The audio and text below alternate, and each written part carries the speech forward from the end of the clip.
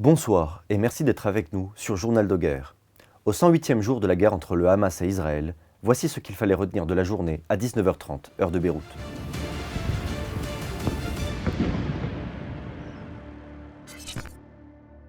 Nous commençons avec un récapitulatif de la situation à la frontière libano-israélienne. Les brigades Al-Qassam ont annoncé lundi matin la mort d'un des leurs, Mohamed Bassem Azam, issu du camp de Miyemiyeh à Saïda. De son côté, le Hezbollah a annoncé la mort d'un nouveau combattant, Samer Assad, surnommé Abu Turab et originaire de Kfar Kila. Aussi, tôt lundi, les périphéries de Maroun el-Ras et de Haïtaroun ont été la cible de l'artillerie israélienne.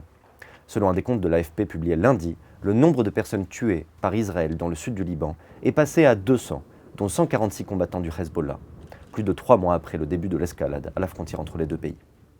L'aviation israélienne a ciblé les environs des villes de Malwahin, Maïs al-Jabal, Houla, Talet al-Ouziya, ainsi que la ville de Shirin, détruisant une maison de 2 étages.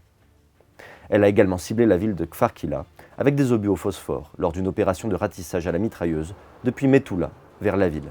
L'armée israélienne a par ailleurs annoncé avoir bombardé un bâtiment militaire dans la région de Maroun el-Ras, où résidaient des membres du Hezbollah.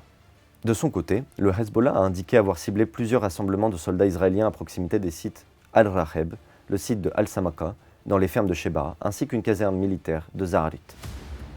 Bilan humain depuis le début de la guerre à 19h30, heure de Beyrouth. Au moins 25 295 Palestiniens, dont 70% environ de femmes, de jeunes enfants et d'adolescents, ont été tués dans les bombardements et assauts terrestres israéliens, selon un dernier bilan du ministère de la Santé de Gaza, qui dénombre également 63 000 blessés. Le Hamas a indiqué que 190 personnes ont été tuées dans les dernières 24 heures. Côté israélien, le bilan officiel reste de 1200 morts depuis le 7 octobre. Un chiffre qui ne varie pas malgré l'annonce régulière de soldats israéliens tués au combat.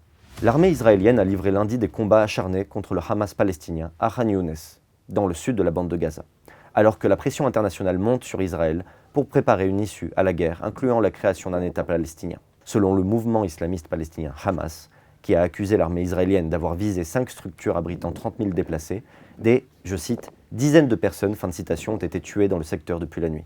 L'armée israélienne a, elle, annoncé avoir pris le contrôle de postes de commandement du Hamas à Khan Younes. Sur le front diplomatique, le chef de la diplomatie israélienne, Israël Katz, a été reçu lundi matin à Bruxelles par les représentants des 27 pays de l'Union européenne. Il a affirmé avoir fait le déplacement à Bruxelles pour s'assurer du soutien des Européens dans la guerre menée par son pays pour, je cite, démanteler, fin de citation, le Hamas et obtenir la libération des otages que l'organisation palestinienne retient encore.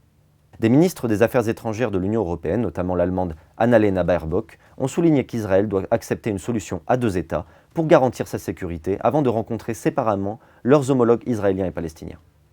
Pour sa part, le chef de la diplomatie européenne, Josep Borrell, s'est interrogé, et je cite, « Quelles sont les autres solutions ? Faire partir tous les Palestiniens, les tuer ?» Fin de citation.